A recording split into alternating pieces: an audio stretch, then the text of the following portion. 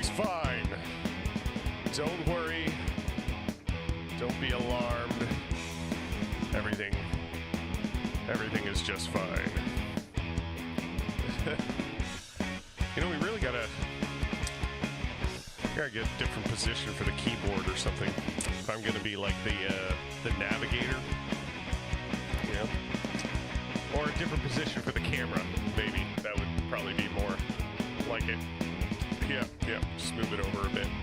Anyway, these are things that we're just now figuring out after doing this for a few years. Yeah.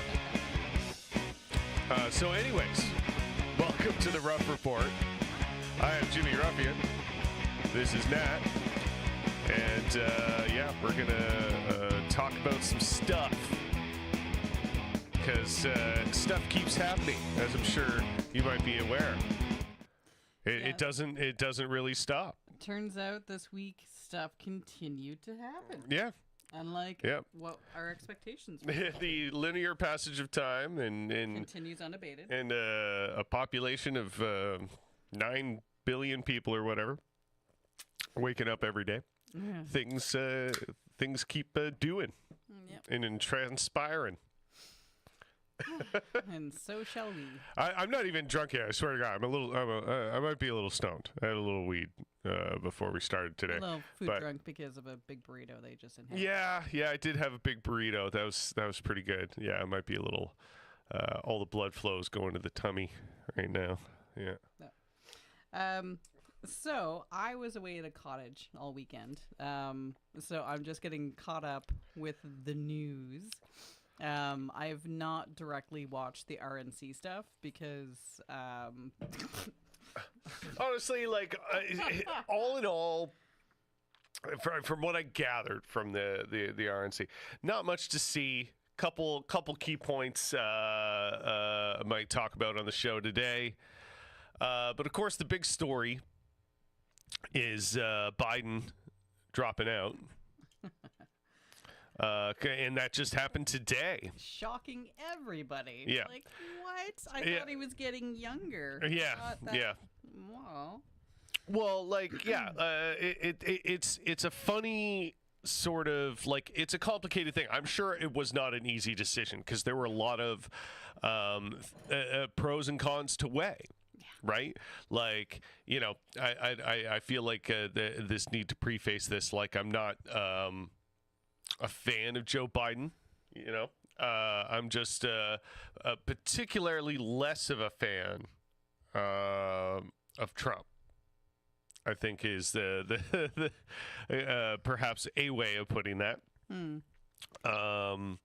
So yeah, like I would prefer, I suppose, the Democrats to win to the Republicans, but that is, you know, not saying much. I think the distinction seems a little less than ever. Yeah. I mean, like people have been saying this for decades, right? That there's too little a difference between America's two leading parties. But I think it's like, yeah, it's definitely worse than ever in that respect. But nonetheless.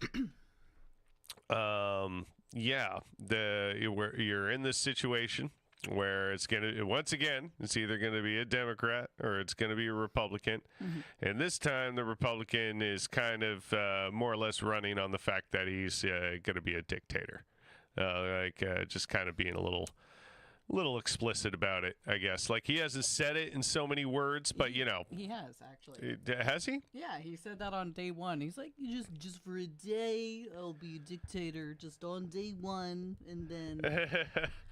Oh yeah, okay. I couldn't quite remember. Okay, yeah. Yeah. All right. Yes. So anyway, and then, you know, of course, all the Project 2025 stuff. Yeah. Brought to you by the Heritage Foundation, which is, you know, America's leading fascist lobby group. And so there is, unfortunately, once again, a lot at stake. But as it's been pointed out before, if the health of your democracy is at stake every 4 years or every election or whatever, you probably have a pretty bad system. Yeah. Like if you're saying that you whatever you're doing, it's wrong. Yeah. You're doing it wrong. Like if every election could potentially be the last election because it's just hanging on a thread. Yeah. Then that doesn't bode well. That is not a long-term strategy to stave off the fascies by being like, just give me 4 more years, man. 4 more years. Yeah, it's quite maddening. So yeah, but once again, we're in that situation nonetheless. And then Biden's dropped out. Yeah, and a lot of people were calling for. Yeah, but a lot of people weren't. And it's curious to me. The strangest thing about, I guess, these recent events is who has been in Biden's corner and who hasn't. That's been surprising. The results of that one. Although even then, that's kind of hard to say whether that's just Dems towing the party line so as not to show weakness, or if they're actually backing him, right? Well, not just backing him, but enthusiastically. Like, there's a lot of people who I think were like rather explicit that they didn't think Biden should be the guy. You know? Oh yeah. But then there were like the Democratic Party was kind of like publicly split on this. You could tell there was definitely something going on there. So you had AOC and Bernie Sanders out loud, like being like, no, enough of this talk about Biden stepping down and that he's too old. He's the guy. We support him. He's got to be the guy. And and I was like, really? Like, of all, like, for you guys to like be like super pro Biden like this above other people, and then on top of that, the real reason, 99.9%, the reason he ultimately did get convinced to step down was because Nancy Pelosi and Barack Obama both wanted him to. And so it's like, and Nancy Pelosi, master strings puller. You know, if she's working on something behind the scenes within that party, if anybody can make something like that happen, it's going to be her. And then, of course, you add Obama to that equation. That's a lot of pull and power being flexed within the party. So it's both like confusing and a tad concerning to me that that's the situation, because it's like, okay, for the most part, you know, I have a lot of criticisms of both Sanders and AOC, but they're, you know, I would generally regard them as the better Democrats, right? And so, and I trust their judgment a lot more, generally speaking, than Nancy Pelosi or Barack Obama. So for them to be super pro Biden and for those people not to, it concerns me about what I might be missing there. You know what I mean? Like, is there, because these are the smarter people in that realm, right? And so for more kind of like conniving people or historically conniving and deceptive people like Nancy Pelosi and Barack Obama. I mean, it's possible that they were just more on the inside of Biden's health realities. I think that is a plausible take. Because like initially it seemed like they were all in behind, but then what I think partly did it was him getting COVID. Like, yes, absolutely his showing at the debate, but I think that I mean, heck, maybe he didn't get COVID. Maybe that's a cover story. I don't fucking know. It very well could be, because you know what was funny about the COVID thing. I don't have anything like it pulled up, but right after. They announced, it was public knowledge that he had COVID. He was seen getting like coming off of like Air Force One or whatever and getting into a car with a bunch of other people unmasked, like not wearing a mask at all. And a few people like on Twitter pointed this out, like what are we even doing? This guy has COVID and this is like how he's acting. This is where we're at with this now. Yeah. But more or less, like it does raise the questions, like maybe he doesn't even fucking have it. But yeah, I don't know if I would get that sus about it. I'm sure he tested positive. Like I there's no reason to really lie about that. Well, like even when the I guess. CDC is calling for like 1 day of isolation nowadays. Yeah. And it doesn't actually entirely surprise me if he had COVID, if he had a mild case, and then he's just not masking because even the CDC's fucking given up. Yeah. So. Yeah. And then, well, I was going to go on a bit of a tangent there about how, like, now you have, like, these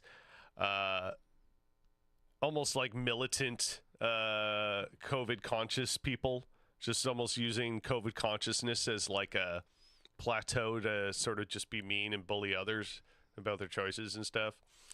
It's been so that's been a whole thing, but I mean, it's complicated. Yeah. It is such a devastating. Like I understand why people are frustrated about that for sure. But it's just there's so much happening, so many sides happening with that. It's like, yes, one side is absolutely disability solidarity, and then another side is people have just given up all will to live anyway. So it's like, well, if this kills me, then But yeah, anyway, back to the the topic at hand there. Oh, geez. What are you doing? I've got these little. Oh yeah, the houses. Yeah, I've got these little KLM alcoholic houses because we're. The LCBO strike has ostensibly ended, but not quite yet. And so we're going to drink a couple houses, and I'm just trying to free them from their wax. So these, like, collectible little houses, okay, have wax covering the chimney because inside is gin.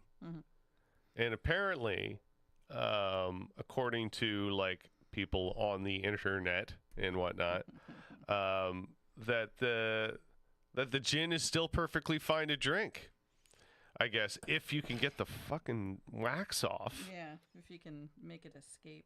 Wax on, wax off. I'll wax this off. But yeah, I haven't actually. I didn't bring down any glasses for us to pour these into because I'm a silly kid. Oh, way to go! I know. Great. So I've had so this isn't 100% a blind experiment. I've had this before. Yeah. Twice before. The first one, I was like, it's before I turned 40. I was visiting my parents. Cheers, Jessica. Cheers. Growing up, we always had like a huge display of these because my dad for work flew overseas once a month for like 30 years. And so growing up, I was always looking at these. And then one time I visited before my 40s, and I'm like, wait a minute, I'm well into legal drinking age. I want to drink one of those. So the one that I tried, it turns out, I think I just got a bad one because it tasted like clay. But when we tried one last month, I think it was, because my parents. Yeah, it was actually all right. Yeah, my parents just brought all these to us to be like, here, drink up, and I'm like, fuck, whatever. And so that one's pretty good. The issue is basically just breaking in to get access to it, and I have no. All right. Okay. Yeah. You're just giving this to me to take a sip out of, I guess? I didn't get a vessel for us to pour these into, so... Nothing's stopping you from doing that. You could do it. I could. But here I am. Here I am. Well, okay, let's get back on topic here. What were we just talking about? Biden. But yeah, Biden dropping out. Yeah. Oh yeah, the people who didn't support him. Now, what's interesting, I think now, like, and I I don't know what the likelihood of this is, but here, okay, let's go right to the source here on this. There's this video that AOC did the other day. Now, it's almost an hour long. We're not going to watch this whole thing, obviously. But I will just like highlight a couple of points that are earlier in the video to touch upon here, where she's basically making the case for why it would be a bad idea for Biden to drop out at this point. Now,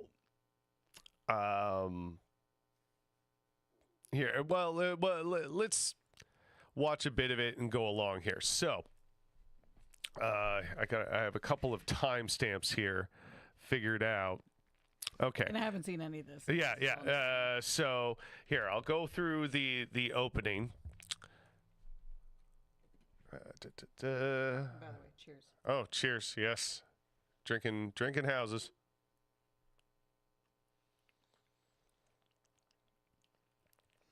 We're drinking houses and living in avocado toast. That's the stupidest timeline. Why not, right? Okay, so yeah, I was watching it at sped up because she talks a little bit slowly. She talked at like my speed. This thing would be about half as long.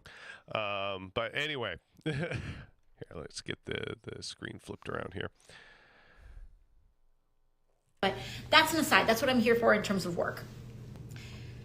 I'm here because I want to talk to you all about all of this craziness that you see in the media about Joe Biden. And I'm just ripping the Band-Aid off because I think... Now, keep in mind, this was like a few days ago at least that this video came out. So, like, he has not dropped out yet at this point, you know, just to give that context. That it's really important that people get the straight truth. And I feel like there has been a lot of smoke screens that have been going on about this, and that people have not been getting told the full story here. And I want to put all my cards out on the table because I don't know what's going to happen. I'm telling you that as who I am.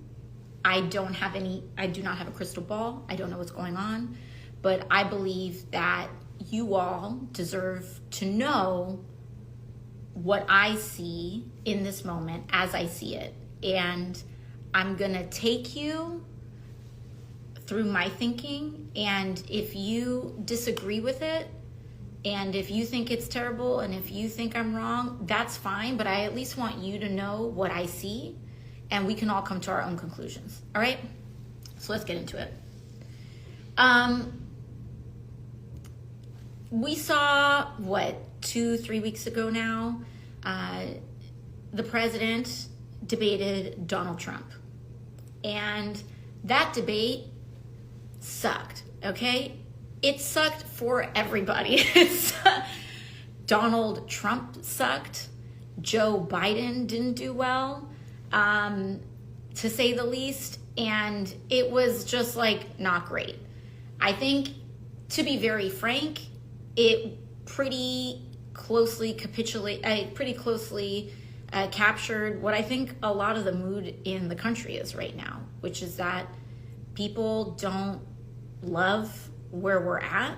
They don't love our options. A lot of people don't love that we have the same exact matchup all over again, which is to say that the debate didn't change much at all. It didn't really change a lot in terms of people's perceptions, in terms of where the electorate is at.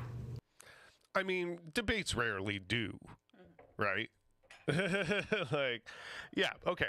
So I appreciate a few things about the opening, you know, about just like, hey, this, I'm talking about how I'm seeing things from my perspective. Take from it what you will. I'm not trying to convince you one way or the other. I think that's I think there's a little bit of convincing that's supposed to be woven throughout this. Because, she hasn't been shy about saying that, Biden should be the candidate, right? But, and then, of course, pointing out that the debate sucked. It was terrible. Let's be frank. But the one thing I think that she skips over in this is that it wasn't just the debate that sucked, right? It was every time he appeared on camera thereafter. Every interview he was in, every speech he was giving.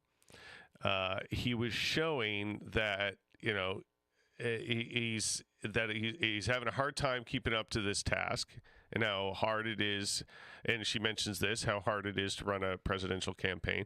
Imagine how hard it is on a guy who is at his age and sort of energy level, and yeah. For someone who didn't have an affair with Lincoln. That's just a quote from my favorite MST3K episode, Leech Woman, and so that's my favorite way to express age. I had an affair with Lincoln. Yeah, or the Seinfeld episode with the lady who had an affair with Mahatma Gandhi. I don't remember that one. Oh, okay. Well, maybe we'll have to watch that one later. Despite, my feelings on Jerry Seinfeld at the moment. Yeah, what a wiener. Yeah. Well, a lot of people are wieners. We'll probably get to a bit of that later too. But yeah, so being frank about those things, but it's the things she's sort of is not saying. I think in some of this, but the one one particularly interesting thing that is of concern, but to me that's quite a legitimate concern. I think it was about the 12-minute mark that she says this, that one of the potential drawbacks of Biden dropping out at this point and replacing him on the ballot. And actually, I didn't realize he was officially on the ballot at this point, because I believe at the time of the debate, that the debate took place, he wasn't officially the candidate yet. Right? If you're asking me to confirm, I don't know. Okay. Because I think at that time of the debate, it hadn't been confirmed from either party that the people participating in the debate were the official candidate. They need to run the convention first, don't they? Yeah. That was my the conventions had not happened yet. So, okay, yeah, I guess did the Democratic convention happen already? I don't know. I didn't think so. Yeah. But anyway, talking about what the potential legal problems that might incur from removing Biden from the ballot at this point. By the Republican Speaker of the House, that Republicans are already preparing legal challenges to any name change on the ballot that may happen, occur, arise, or be possible. And so for us, I want us to, opening this conversation, I think it's important for us to consider the stakes, okay? Before you even get into the merits, talk about the stakes. If this is even something that can be opened, right? And what we know is that we can virtually guarantee, Mike Johnson came out and said that they're absolutely preparing legal challenges to wherever it's possible. And I want to tell you, those legal challenges are most viable where? In the same handful of swing seats that are needed to win the presidency. I'm not saying every single one is counted out, but I am saying that's what's at the table. And guess what? Republicans, they mount that legal challenge. The possibility of our elections being decided by a Supreme Court ruling skyrocket. Okay? I'm not here to use fear. I'm not saying this to use fear to dissuade people out of their position. But I need us to understand the stakes. Okay? Okay. So, I mean, like, valid point, right? But my counterpoint to that is, do you run the guy that just can't fucking do it? Yeah. And how much does it matter at that point? And as we've talked about previously, and we'll just run this point to the ground, this happens at very regular intervals. This isn't a snap election. Yeah. Y'all had time. Yeah. This is stupid. that Yeah, you've yeah, let it like go on like this that. long. Yeah, exactly. is Like embarrassing. Biden was old when he ran 4 years ago. Now he's just 4 years older. Yeah. And now really showing it, and Yeah. you honestly believe that you can get 4 years out of this guy. Yeah. You know, these are like, I think, quite legitimate concerns on the part of the people who are concerned. Well, especially since this is a pattern of running people. I mean, it's indicative of just how they don't value people to begin with, where it's like they value personality and name recognition above all else. Yeah. Just, shipping around Dianne Feinstein's shambling corpse in a fucking wheelchair. Yeah. On her way to vote, going, where are we going? How do I get pudding today? Yeah. Like, it's a sickness within Yeah. within It's US literally politics, like, at least. Like, it is a systemic sickness yeah. that these old ass motherfuckers Mm-hmm. are being dragged into work because Until they die. yeah, Like, it's this like is absurd. And this it's is also it's crazy on it's- multiple levels, like from in multiple angles. It's crazy, right? it's like grim because it's also a glimpse into our future yeah, of having our shambling corpses dragged into work. Yeah, until exactly. we kick off. Oh, yeah, because no one gets to retire anymore.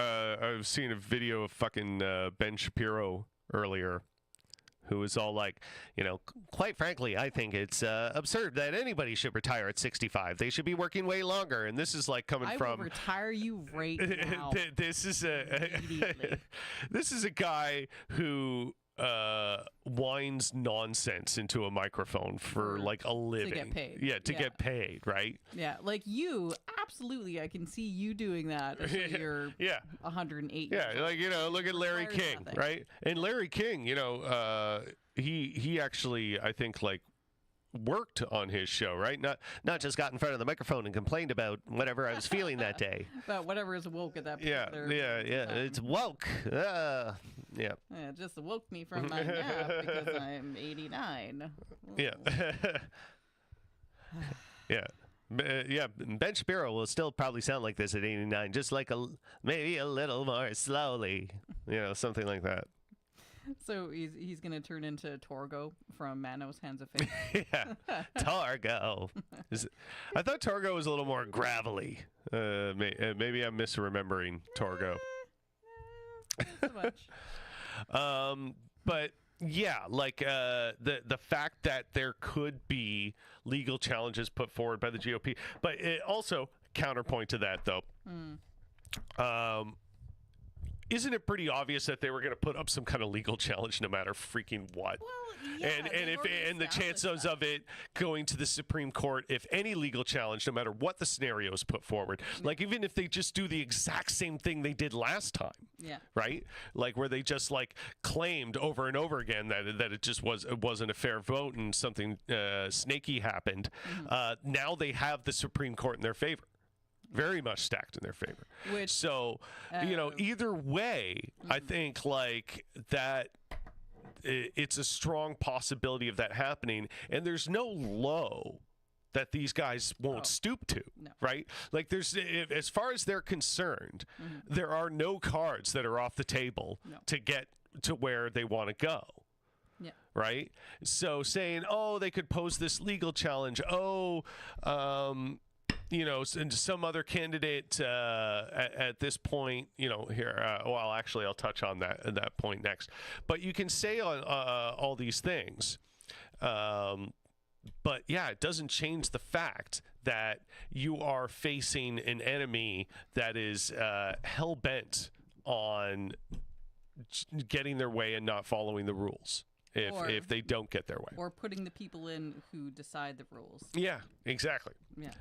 They have decidedly taken over here, and you got to stop pretending that's not the situation you're in. You need to stop pretending that the coup was just on January 6th. Yeah. Because it's been a long ongoing coup. So I'm going to jump ahead a few minutes here. Okay, I think around here. What they want to say in public, but some. Oh yeah, here is. I don't know why these things pop up while she's talking. It's kind of weird. I think that's just a quirk of Instagram she's streaming on or something. But here she's talking about how there's Democrats sort of not putting their name behind quotes that they're giving to the media. Somehow not afraid to say what they want to say to a journalist so long as they promise not to use their name. That's a bunch of horse shit. And then there was recently a quote-unquote senior Democratic leader that said, I'm just resigning myself to a Trump victory. Leave your seat. Leave. Just leave. That is so garbage. That is such a fundamental lack of leadership. Yeah, right? Yeah, no arguments here. No argument on that part. What it's one thing that you have a lot of disenfranchised citizens that are feeling that way, but when you have a seat in power and you're saying I resign myself to just losing, what the hell are you doing? Yeah, seriously. That is when you really need to give up your seat 1,000%. It's actually going to fight for it. Yeah. Jesus Christ. And I don't care what party you're from. Just leave. Just go work for a lobbyist. Go cash in on Wall Street if that's what you feel. Why keep that seat warm? This job is hard. It takes a lot of effort. You're resigning yourself to losing? Why don't you just turn in your keys early? Yeah, and there's already a lot of people who are disenfranchised with the Democratic Party thinking that they don't care about winning. Yeah. And they do a lot of things that seem to demonstrate that they don't particularly care about winning. Yeah. So when you have people who are outright saying shit like this, a lot of people who were already kind of on that disenfranchisement train are having their biases confirmed by having somebody in power say something like that. And give it to someone who gives a damn. Yeah. Anyways, moving on. Number one is the legal viability. Number two, I don't think people understand what it takes in terms of running a presidential campaign. And I'm going to say what a lot of these folks aren't saying. I'm just going to say it. If you think that there is consensus among the people who want Joe Biden to leave, that they will support Vice President Harris, you would be mistaken. I mean, I don't know if there's anybody that believes that. Yeah. You know what I mean? Is there a lot of people who are under that assumption? But then again, we're also Canadian, so we're not really. I don't know. Maybe from the perspective of, well, if it's the Democrat that's running, then of course. Yeah. Yeah, an incumbent. Yeah, an incumbent, not maybe the incumbent, but and that's got to stand for something, right? But yeah, I think it's that's a fair assumption. There's probably a lot of I'm sure there's a lot of racism in that. I mean, I don't think Joe Biden is, say, not a racist per se. I mean, early in his tenure as a senator, he defended segregation. Because it was within his political interest to do that, right? So him having, like, I don't know if it's so much outright as an explicit racist or just like not having a spine and playing along with racism out of political convenience. I guess the result is more or less the same. It's all systemic racism at the end of the day. So yeah, and especially, you know, I don't know. I don't know what how strong Kamala feels about Israel. Maybe she's not as enthusiastically Zionist as Joe Biden is. But nonetheless, anyway, I'm just like speculating there. But yeah, it doesn't surprise me that from an inner circle point of view that AOC may have, that there's a lot of people who don't seem like they're going to just simply love Kamala Harris because Joe Biden dropped out and he said so, you know? And I'm going to say that because if they're going to come out and say all their little things on background off the record, but they're not going to be fully honest, I'm going to be honest for them. I'm in these rooms. I see what they say in conversations. A lot of them are not just interested in removing the president. They are interested in removing the whole ticket.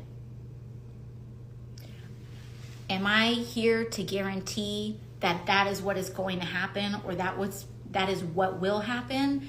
I can't tell you that because I don't know what she means about the entire ticket. What she means, Kamala as well. Yeah. That's what she Yeah, I was gonna say, I suppose that's what she means, but okay. Yeah. But I mean, like, yeah, of course. Like, I mentioned that in my post earlier today on I think it was Facebook or Twitter, both, whatever. But like basically that, there seems to be some conflict within the Democratic Party that some people like sort of want to do like a quick little primary to see if Kamala should be the one. Like it shouldn't necessarily just be handed over to her. And of course, you know, I don't think that's necessarily a bad thing, but it might just be a waste of time. I think that they should, because I think it would build confidence in their new ticket, no matter who's on it. Here, you gotta talk a little more direct. Sorry. I think they should. I think it'd build confidence in their new ticket, no matter who's on it. Yeah. Like whether Kamala is a part of it or nay, I think that they should actually run like a mini primary. Yeah.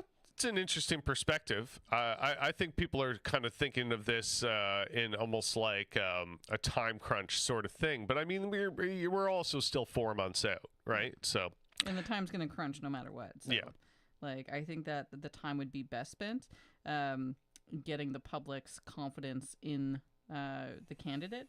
And I think part of that would be to run a primary. But I mean, like, if she's already polling super well and better than Biden was. You know what I mean? Like, does that stand for something? It doesn't change my opinion on what she should do. All right, fair. As we all know, politics is insane. Anyone who tells you 100% what's going to happen is lying to you or engaged in an enormous amount of hubris. I'm not here to tell you that if Joe Biden is the nominee, he's definitely going to win. But because I don't think if anybody is the nominee, we're definitely going to win. Okay? And I understand where we want to talk about hedging bets. But I do want you to know what gets uncorked. Because if you think that's going to be an easy transition, I'm here to tell you that a huge amount of the donor class and a huge amount of these elites and a huge amount of these folks in these rooms that I see that are pushing for President Biden to not be the nominee also are not interested in seeing the vice president being the nominee. Will they win out on that? I don't know. But I am here to tell you, do not take that for granted. Do not take that outcome for granted. It may make sense to you. It may be sorry guys, I don't know why this keeps happening. It may make sense to you. It may be the logical thing, but I'm here to tell you that that is not a sure thing. And so, what is the other it is still a possibility, right? Let's look at our open possibilities, right? And by the way, President Biden and Vice President Harris have been campaigning their behinds off, and there is a war chest of at least $100 million prepared for the general election. If there is a new Democratic nominee, that money cannot be transferred.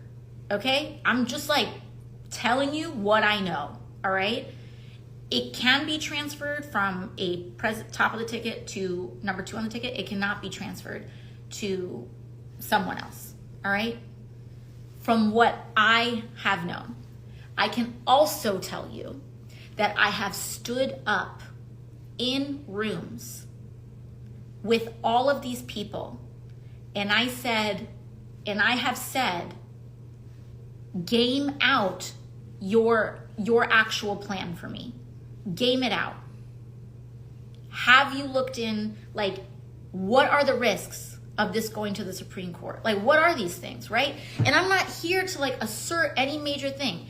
If y'all want to come with the receipts in the comments, that's fine. But what I can tell you is that I have stood up in rooms of folks making these decisions, and I have raised these questions. So, yeah. Anyway. Yeah. So, talking about, and especially how, and she gets into a bit how the donor class may not necessarily be super on board with Kamala and all that sort of stuff. To me, that just points out more systemic problems within the state of democracy itself. Like, both within, we don't have as much of a problem of it here within Canada, but I mean, it's still a problem, and the United States. But how much money is just involved in, capitalist private interest money being involved in invested, so to speak, into politics to get their desired outcomes. Right? A lot of, I think, what she says in this video is, and she's just not saying it outright, is pointing out that there is some deep problems within this system that is allowing all of this to happen, despite how ridiculous it is. It's also kind of a moot point because he's resigned, or he's not going to run. Yeah, he's not going to run. But now, the chances of this legal problem? I mean, I think the GOP and the MAGA Trump, sector is absolutely prepared and petty enough to raise these legal challenges. Oh, they're going to raise them either way. Like, we know that. Yeah. They're going to raise every single legal challenge that anyone has money for to throw money at. Yeah, that's. I don't think that there's any debate about that. They've learned from 2020 that gets them. If not a good result, it muddies the waters enough. And so they will absolutely... And it fires up their base and gets some donations and, all that good stuff. 1,000% absolutely be continuing that trend. Yeah. But, and I think, so either way, I think,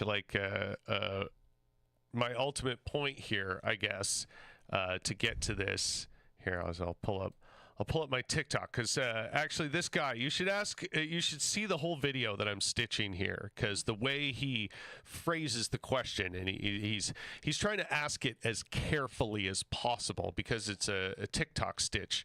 You're only going to see 2 seconds or 5 seconds of his video, but this is basically me trying to answer the question of, well, you'll see. And it touches on sort of what AOC might have been talking about there. What's the strategy? What's the plan? What are we going to do when... So, of course, obviously, first thing we have to recognize is they are asking a fairly complicated question here. So let's start there.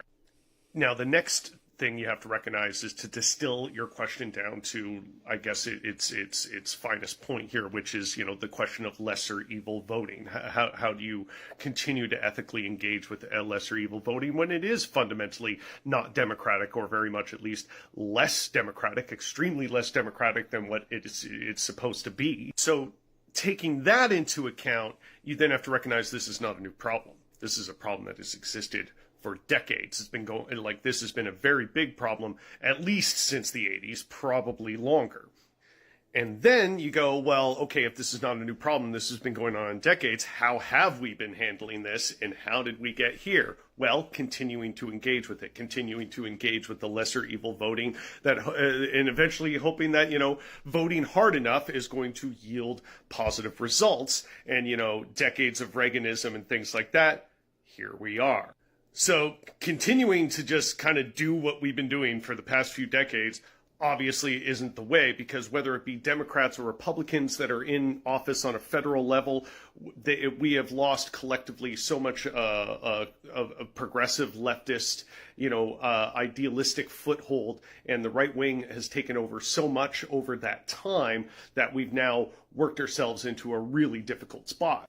Because in case you didn't notice, this rolling out of fascism has continued pretty much unheeded, even if a Democrat is in office, right? Like, all under Biden, you're experiencing the expansion of the police state, TikTok, you know, these problems at the seeing border, all the fascistic stuff. video It still get out of happens under Democrats, maybe just a little bit more slowly. So that's essentially all you've been doing, continuing to vote Democrat. It's not so much stopping fascism and saving democracy, it's just you're temporarily delaying the Project 2025 agenda. It's been working, they've been working towards that for a long time, right? These wheels have been in motion for ages, and they're winning. Like, they got the Supreme Court stacked now. There are all sorts of little fingers in on the state level, like situation that you're in. I know it sounds, you got to start actually doing something about it in a way that is going to be very desperate and very uncomfortable, because that is the situation that you're in. I know it sounds shitty. Again, like, you know, the voting isn't going to get you out of this. Voting got you into this, right? The master's tools are never going to dismantle the master's house, okay? Unless I take a chainsaw from So the master's shed. you got to hit the streets. You got to do some mass civil rights style type of movement, and you got to do it yesterday. That's the way out of this. Like, if you think it's you know, biting the bullet and voting for Genocide Joe is going to help and slow this thing down and give you some sort of edge, great, but recognize that that's still the thing you've been doing for decades now, and it's going to take a lot more than that to fix the problem and actually do something ethical. Yeah. So, I was just more or less at first planning on almost like repeating myself there in reflection to like a lot of what was said in the AOC video, but I figure, let's just pull up me already saying it. So yeah, that's kind of my feeling on the matter, that like you're screwed either way. Not because you know, like these candidates are too similar. I mean, that's already a bummer, but I mean, the places where they're not similar are pretty glaring and bad, and it's bad either way, in that they are going to try and seize power no matter what, and it's not outside of their favor to do that. It's uncomfortably within their favor to attempt that let's say vulgar seize of power. Seizing of power. Yeah, shit's fucked, man. Well, and like I've said billions of times before, there's no singular path to freedom. We need to, yes, show up at the ballot box, because that is only, one area in order to try to stem the awful avalanche of shit. Are you going to show us stuff from the RNC now? Yeah, a little bit. Quick little bit. Yeah. So speaking of the awful avalanche of shit, let's go to a little scene from the RNC. Okay. This one, my assessment of this one was, I think they've explored each other's bodies. Because, Trump blew a kiss to Hulk Hogan at the GOP convention. And, have you seen in any real context Trump display affection to any of his family? Yeah, but Hulk Hogan is a notorious WWE racist, so... Yeah. Look at that. That's odd, right? But, what isn't odd? Yeah. And I like this one in reaction to Hulk Hogan being there, is the boys wasn't on the nose enough. I know. Makes me feel insane. When they took a shot at my hero, and they tried to kill the next president of the United States, enough was enough. And I said, let Trumpomania run wild, brother. Let Trumpomania rule again. Let Trumpomania make America great again. Yeah.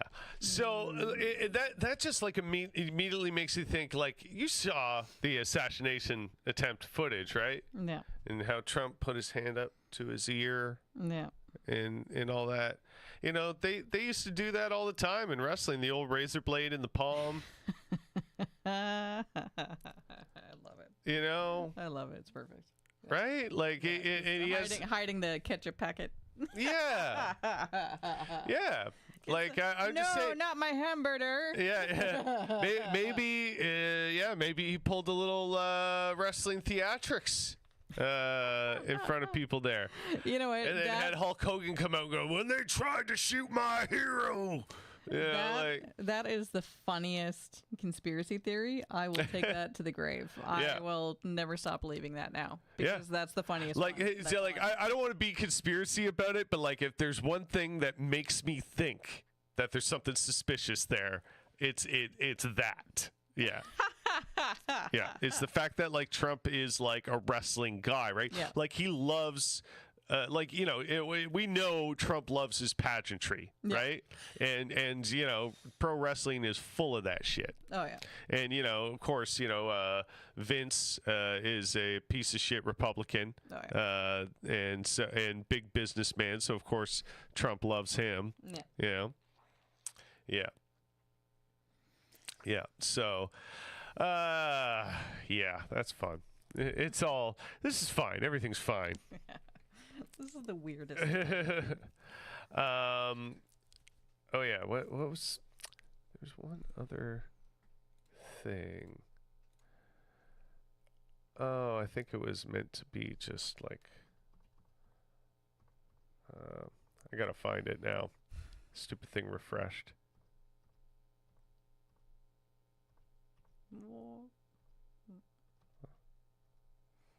Yeah, that's pretty funny, but that's not what I was looking for. Oh my God, why is this? Oh, because it's leaning on the button. Ugh, that was annoying. Okay. My favorite thing about and this too. This is this reminds me of just when he kissed the flag or hugged the flag. Yeah. Just he's.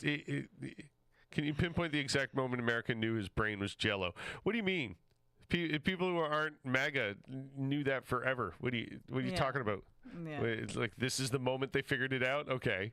Yeah, I think that's the least new information. Yeah. I'm trying to. Why is this taking so long? I guess because I post a lot.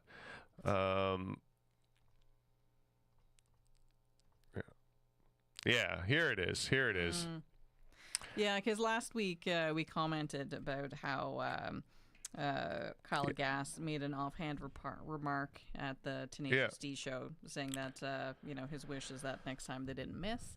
Yeah. There's big backlash on Kyle. Yeah. On Cage. And so ostensibly, from what we, the audience who has no interior knowledge, knows, it looked like Kyle's label and Jack Black just sort of like tossed him to the wolves. So isn't it funny about like this whole cancel culture, freedom of speech thing, right? Like, and it's something that anybody on at least my spectrum of the left, this isn't a new observation, but the right wing loves their cancel culture. They love their suppression of free speech. Yeah. Their hand-wringing about that shit is the fact that they know what they're doing is vulgar hate speech that lacks merit. So they need to try and play this game of canceling people, of acting most outraged.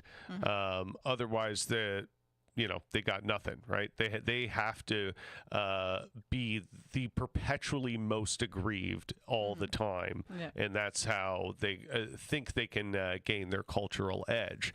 But because the left still tries to take the high road.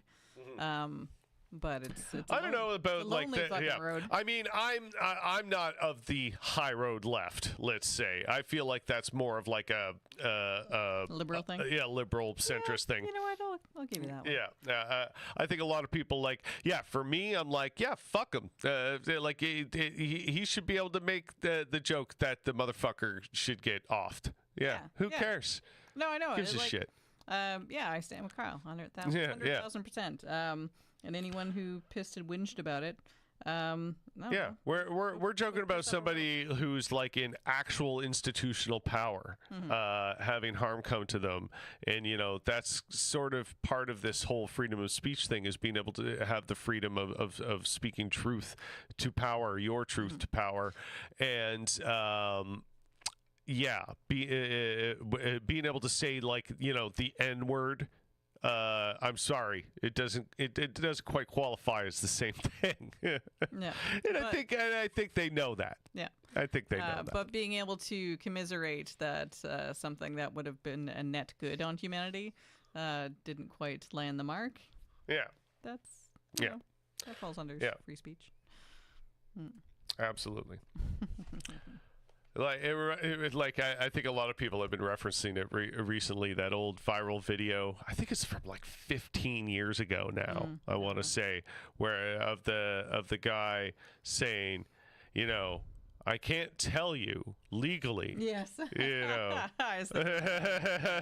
you know what I'm talking about? Yeah. That was a good one. Yeah. And for anyone who, wrings their hands and like, oh, well, then you're no better than someone who says, that they wish that, a child got shot in the face. I just say, I don't care about your opinion. Yeah, that's a dumb opinion. If you think if you think those are the same thing, then if you're being honest with yourself. Yeah. Then you can't tell your ass from a hole in the ground. I'm sorry. And I don't. There's no point in debating with you and playing your rhetorical word game because where if you think violence is bad in this direction, then it's bad in all directions. And it's just that's just dumb. And you don't even actually believe that. No. So it's like, why are we having this conversation? Yeah, if you think that all violence is so bad, then why do you lionize World War II so much? Yeah. So these people will lie to your face, and maybe even they're lying to themselves when they do it. It's like, what do you mean? I believe all violence is bad. Of course, I believe all violence is bad. And then their tweet from 2 weeks ago where they're saying, just run over the protesters. Yeah, literally. Yeah. Like, Yeah. it's ridiculous. I mean, I've said this a lot on this show, and I've said it a lot on social media in general, because like I reference a lot of online conversations and things like that. But just, don't honestly debate these people. Don't waste your time. If you want to take the piss, like this post I made about Kyle Gass here, it got something like 33,000 likes. So of course it got a lot of attention from the exact pissant sort of people I'm making fun of right now. And like I'm not having an honest conversation with any of these people. I'm just I'm taking the piss. That's it. Have fun with them. That's all you're gonna do. Yeah. Because, really, at the end of it, you're not gonna change anybody's mind. You're not opening anybody up to new perspectives. No. Okay. You don't know if they're a bot. You don't know if they're in Russia. Yeah. You don't know if they got brain worms. You don't know if that. Yeah. This shit I've seen about people who are like, why Nazis online are so good at recruiting? Because they're willing to have the conversations and explain things to people, while the left says, I don't have time to educate. No, that's not why. That's not why. Nobody's minds are being opened up like this in this way. No. Okay. Not everyone is susceptible to the cult-like thinking. Mm-hmm. The people who are susceptible are susceptible. Yeah. You know what I'm saying? I mean, it does speak to a need for more leftist cults. But yeah, maybe that's what it is. I don't know about to start. Yeah. What to do about that? Yeah, I don't know. Well, it's just I think what fascism online in that particular respect has an edge on is that it doesn't take itself seriously, in that something's legitimately at stake for them. Yeah. It doesn't stir up the same kind of panic amongst the left where, there's poor people are going to suffer, and we're legitimately worried about the suffering of other people. You're talking about people who are starting from a place where they're just not worried about that very much. So it's very easy to not take life seriously, to become irony poisoned. Mm-hmm. And I think that's more the sort of pathway of how that sort of thing happens. Not the fact that some leftists online don't want to debate you. Yeah. It's all fucking ridiculous. There's no limit to what somebody will say to try and egg you into some sort of debate online, and who knows why. Yeah, maybe they're a bot. Maybe this is the total extent of social interaction that they get. They don't have anyone else to talk to but the stranger online to argue with. But love yourself more. That's what I say. And touch grass. Yeah. Maybe go to get out and touch grass. To all the incels, get to a therapist. Get out of your online circles. Mm-hmm. Get some fresh air. Stop talking. Whoever you're talking to that has got you into the place that you're in, leave. Yeah. That's advice number one. Mm-hmm. Yeah, and spend some time offline doing self-improvement stuff. Yeah. Things that feel good and nice. Yeah. Whatever that happens Take up to look jogging. Like. Cooking, just... Yeah. do there's a something. lot of different hobbies and stuff that you can undertake to make yourself feel good. That doesn't require fascism. Anyways, I think that's good for tonight. Yes, I agree. So thank you so much for the folks who have joined us live and been part of the conversation. As always, tune in next week at 8 or around 8 p.m. Because today we started at about quarter after. 8 adjacent. 8 adjacent. We will be back next week with another live episode. Who knows what crazy shit's going to happen around that time, because we couldn't have predicted that this is where we'd be. Yeah.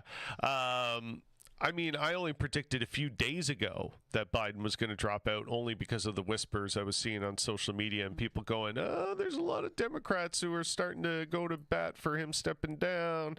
Yeah. And that's when I was like, oh, crap, yeah, like that's probably going to happen. But yeah, it's all happening so fast, I guess is what I'm trying to say there. So yeah, cue theme music. Again, thank you so much for joining us tonight. Follow the YouTube channel. Follow, turn the little bell on, get notifications, so when we go live, you find out about it.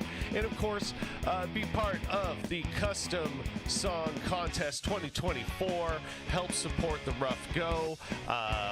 That is how I sustain the things I do as a musician, is by your support. So you can go onto my Bandcamp, go onto theroughgo.com even, all the links are there. You can go to my Bandcamp and buy a copy of my album, donate $5 or more to my PayPal link, or send an email on the email submission form at theroughgo.com telling me what your favorite song off of my record is. You can find the record on all of the streaming services. Those are the ways you can enter the contest and win a custom song where, based on your prompt or suggestion, I will write a song that matches that. Yeah, so it's a fun thing I've done for a couple of years now. You can go onto SoundCloud and listen to winners from years past, as well as all my other music. So this find the Rough Go on SoundCloud. Yeah. Anyway, that's my plug. That's our show. Thanks once again for tuning in. And of course, ladies and gentlemen, as always, stay rough.